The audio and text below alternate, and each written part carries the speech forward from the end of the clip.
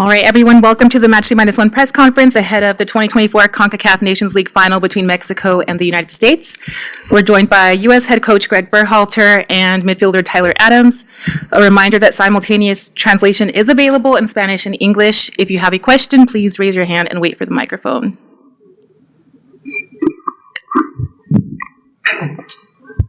Hello, Coach. Coach, one question for you. What is like playing in your own country with a pro-Mexican crowd? Does that feel a little bit weird? You know, I think it speaks to the diversity that we have in the United States, and especially the culture around soccer, where there's a number of fans from all different countries, and they come to celebrate the game of soccer. And for us, we know it's going to be a great atmosphere. We know it's going to be a loud atmosphere, and we're excited about playing a final. Greg, over here. Just in terms of the forward situation, do you think you've seen the best out of Flo yet? And if not, what kind of needs to happen to accomplish that? And how competitive now is the forward situation, given that guys like Haji are stepping forward? You know, I think that Ballo has tremendous qualities. And when you think about his movement behind the back line, his finishing, and it's not always, easy against very, very compact opponents. And I think the question is asked referencing probably his last couple of performances when we're playing against a very compact Trinidad team in Austin, a very robust, compact Jamaican team the other night. And that's difficult for any striker. But with him, his movement, such good quality running behind the back line, really, really good when he gets his opportunities in front of goal. And that's just hard to come by sometimes in games like that. Yeah, I think all the guys, when you look at Rico, the role that he's playing with his club, always coming in and being the joker who comes in and makes his goals, and then Haji, who's having a fantastic season. I was just referencing that he scored a couple goals in the championship before he came over, plays a Premier League side and scores against them and has an assist, and the other night you see he scored 2 goals and not only scored them but took them in a really, really good way.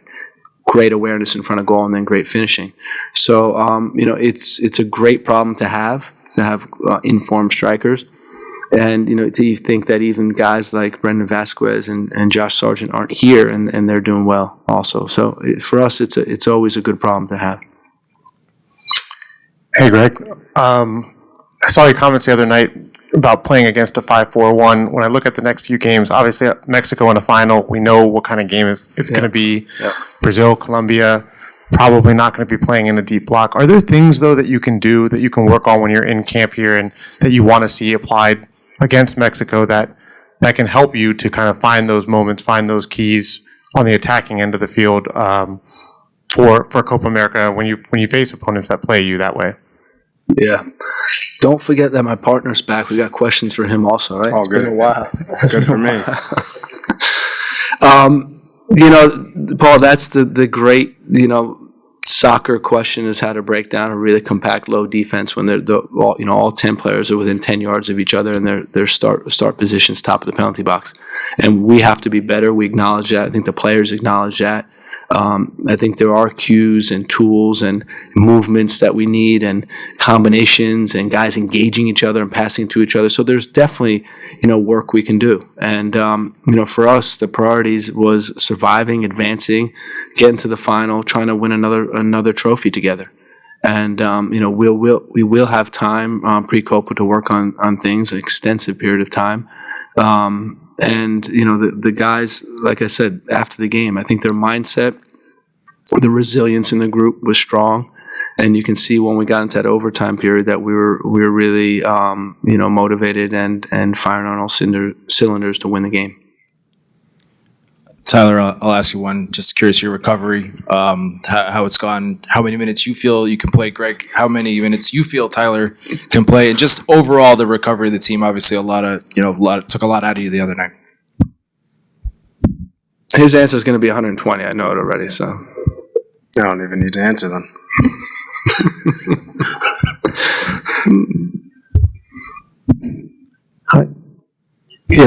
Hi, Greg, Tyler. For both of you, there's a feeling that Mexico is coming to this final with a better momentum than you guys because of the way the semifinals were played. Do you guys feel that way on how you feel about your momentum and Mexico's? We talked after the game, and I said how difficult these games are. And of course, Mexico goes out and wins 3-0. But I think the key is if the dominant opponent, in this case Mexico, if they score early, I think then all bets are off. But I think the longer it goes, that it's 0-0 or the underdog is winning the game, like in the case of our game, these games become really, really difficult. And Mexico, give them credit. They scored 2 goals in the first half, and then were able to cruise and got an early goal in the second half. And but for us, every game, like I said, every game has its own story, and we know this is a final. We know that we're trying to get our 3rd trophy in a row, and we're highly motivated. I mean, the guys are chomping at the bit and really want to compete in this game. Hi. You're obviously working with a group of players that you've been working with for some time. They started off quite young, or not to suggest that they're old now, but there's been a lot of talk about this group's potential. Do you think they've reached it yet? And if they haven't, what do you think the potential of this group is, and how long do you think it'll take to get there? It's time. Time will tell. That's the thing about everything, right? That you have big events that can help define who you are as a group. I think this is a big event for us. Copa America is going to be a big event. World Cups are big events. And one thing that I was extremely proud of this group is to see the growth from, going through qualifying and then the performance of the World Cup. It was a young team, but they played, almost in a mature way and I think played really solid at the World Cup. And now it's how do you take that next step? And it's just going to be continued development at their clubs, continued development when we're together, and using milestones like this to continue to push the group.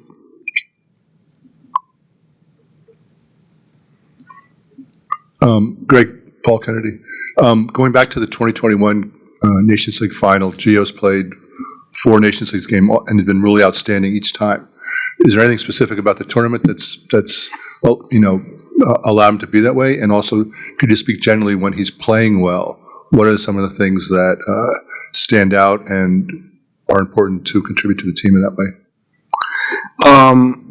For me, it's his timing, his touch on the ball, his final pass. All of those things are really outstanding and next level type qualities.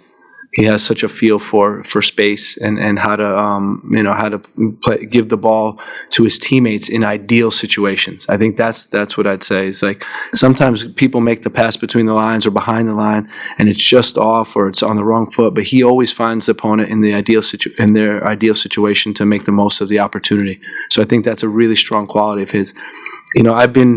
We can see in camp, his growth in certain areas of the game that, we believe that we said all along, he could be a midfielder in a 4-3-3. And for us, it's the press after loss, the defensive work that we've seen a lot of improvement with. And you think about both of the goals come from him winning balls in the midfield and then making that final pass. So, for him, it's continued to adapt. You can ask Tyler about the jump to the Premier League, and for every player, it's different timing. But, he's getting used to that, and we've already seen a growth in him. Hello, guys, gentlemen. Francisco Villos from Televisa Univision. One for Tyler, one for you, Mr. Berhalter, please.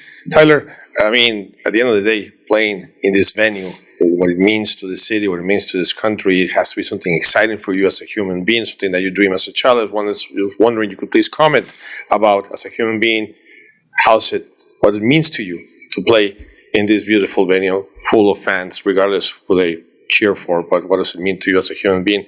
And Coach, you guys cut a little bit too close last time. I'm pretty sure it wasn't part of the plan because it was literally to the last minute. We would be talking about a completely different story. I was wondering what kind of lesson does that game gives you guys? And do you count with everybody in your staff, your players, are they all healthy or not to play on Sunday? Yeah, as a Giants fan, playing in the Cowboys Stadium is something special, I would say.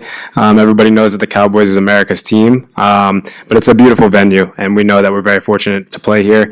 Having an opportunity to play in another final and raise another trophy is something that is very valuable to us. There's 3 guys on our team that haven't won a Nations League final yet, and we want to go out there and get that trophy for them. So to do it in front of a home crowd in the U.S. is special. Yeah, for us, I think we paid the price for, a moment of not being tuned into the game in the first 30 seconds of the game, and that made it extremely difficult for us. And, we wouldn't have scripted it like that, but I also think it's good for this group, good for the growth of this group to have to endure situations like that. And I think gain the confidence that we can endure situations like that. And now, again, that we put that game behind us, we learned from it, and now it's about a final. Everyone is fit, everybody's ready to go, so we can pull from a full selection. Right here, Coach. Mariano Sanchez from US. Coach, Jaime Lozano, the Mexico's coach, said that the pressure for winning this title is on your side because you are the reigning champions. Do you feel that way? Do you feel that pressure? No, for us, it's an opportunity. The pressure. I think Mexico played a great semifinal, as we all said, and so the pressure may be on them, right, to repeat that type of performance. But for us, it's just about we see this as an opportunity for this group. We see this as an opportunity to create a legacy for this group of what we can achieve. And, we take it, we love the Nations League. We love what it represents. One for Tyler and one for Gregg.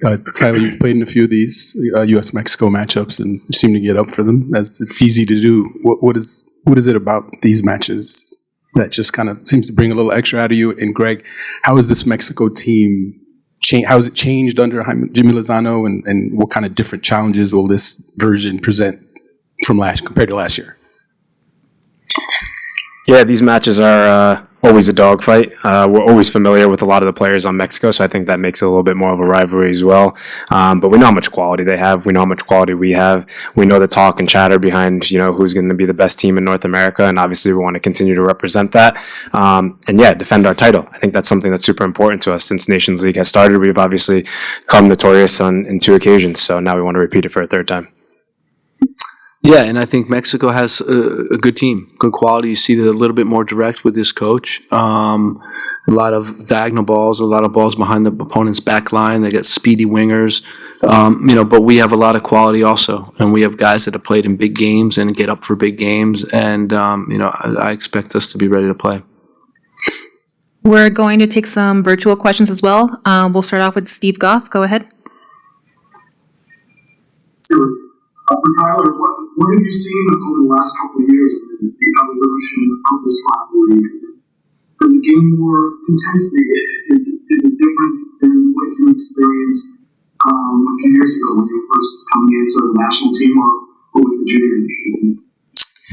No, with the junior national team, I would say it was honestly exactly the same, because you watch the games growing up of USA, Mexico. You see the intensity of the games and how everyone takes it personally, how they want to win every single duel, score the winning goal. It always means a little bit more in these games. And since my first game with the national team, it's been the same. And, I think when we were coming through the national team, they also had a younger generation coming through the national team. And as we kind of grow and develop at the same time with them, it continues to be a big competition. So, we're always up for it. We know how much quality they have, but again, we're always backing ourselves in these situations, and we know how much quality we have as well. Arch Bell, go ahead. Hey, taking back to Denver 3 years ago, 2021 final, kind of the first signature win for this generation of players. What were your memories from that night, the emotions you felt before the game and then after that incredible win? Just kind of thinking back to that, what stands out in your mind on that night? Yeah, a lot stands out about that night. I remember substitutes playing a really big role in that game, obviously with it going to extra time. But we had a lot of players step up in big moments, make a lot of big plays, and that's what these games are all about. At the end of the day, you have to have guys that aren't afraid and aren't backing down in the big moments, want the ball in tough situations, make big tackles, big plays. I remember Ethan obviously making an unbelievable save on a penalty to keep us in the game, and it's about staying in the game at the end of the day. We know how much quality we have, and we're not just relying on the starting 11. There's going to be guys that come off the bench and play a big role, but the team camaraderie that we have, no one's disappointed when they're not starting. They're just ready to come in the game and make an impact. Henry Bushnell? Thanks, Greg and Tyler.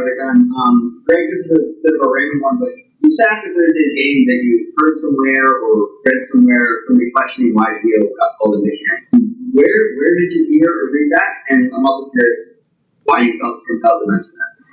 No, I think it's just an example of, when you look at what we're doing, how difficult it is, what we ask these guys to do every week. They have to work for their clubs, they have to perform at this type of level at their clubs, and that they're coming in for us, and they have to perform great for us. And it's a lot. And I think sometimes, it's about defending our group and standing behind our players. And, this is an example of where, okay, things haven't worked out exactly the way Gio planned them when he was moving to Nottingham Forest, but that doesn't take away from his quality. That doesn't take away from what he brings to our group. And, we've seen it all fall. We saw it last summer. We see it all last fall, his quality that he has. And I think, that's all it was. It's just saying, all he does is talking on the field. And he showed why he's that important to the group. And that's why I thought it was worth mentioning. We'll take a few more from Zoom. Andrew Jones, go ahead. It's always getting Jones for the network.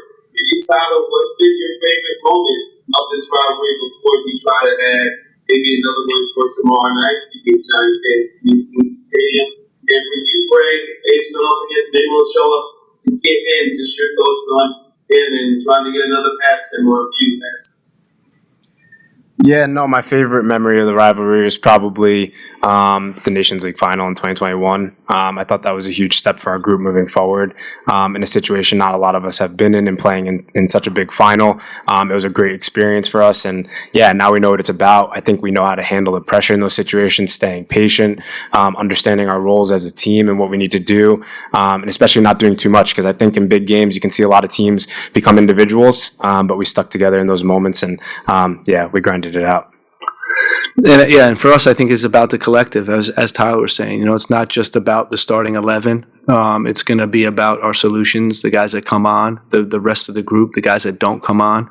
I thought last game they made a massive impact, and we're hoping for that again. And it's going to be about the details in this game. Set pieces will play a big role in what happens, the outcome of the final, concentration in key moments, and most importantly, I think just being able to endure the ups and downs of how the rhythm of the game goes.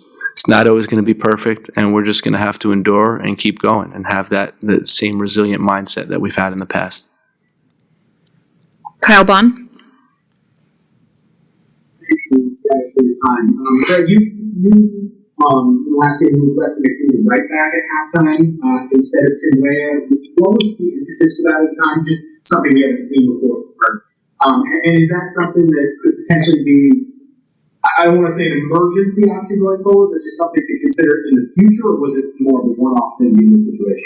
No, I think the way the game was going, I mentioned this after, we had 80% possession, and the way the game was going, it was going to be about offensive. It was, defense wasn't the priority at that stage. So for us, we wanted to put Gio on the field. So you have to take a midfielder out to put Gio on the field. And then it was logical that we'd move Weston to right back instead of Tim and putting Weston at right wing. So, it was just an offensive move to get a little bit more. Joe, we see him as, defense more, say 60 defensive or 70 defensive, 30 offensive. And it was a move to get more offense on the field.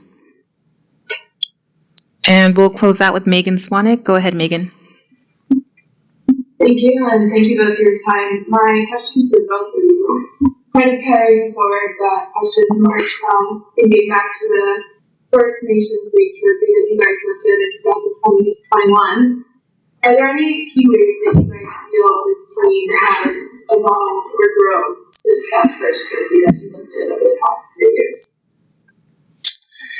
Yeah, I mean, I think that we've become more patient. We understand our roles a lot better. I think around that time we were still, developing our identity and style of play. Whereas now we're more flexible. We're able to adapt on the fly a lot more. But again, that patience thing is a huge thing. I think in the past, if we were to play Jamaica and they were sitting really deep, we'd be trying to force things nonstop. Whereas we had the belief in our side that a goal would come and then we'd be able to dominate from there. And when you look at the best teams around the world, they continue to suffocate you and pin you in for 90 minutes. It's never a goal in the 60th minute, and then they defend. So for us, it was about continuing that patience, and we got the win in the end. Yeah, and I think from my perspective, just to see the individual growth of our team since then has been really great. When you think about a guy like Tyler, now he's a family, as a child, and he's, an adult. And it seemed like they were kids back then, even though it was only 3 years ago. But there's just been so much personal growth from our guys, both in their personal life and professionally, that it's been great to see. And from the collective, how the group has gelled and merged and come together, and how I think key components of the group have emerged over these years and taken leadership roles within the group is another nice thing that we've seen over these years. Thank you, Gregg. Thank you, Tyler. That concludes the press conference. Thank you.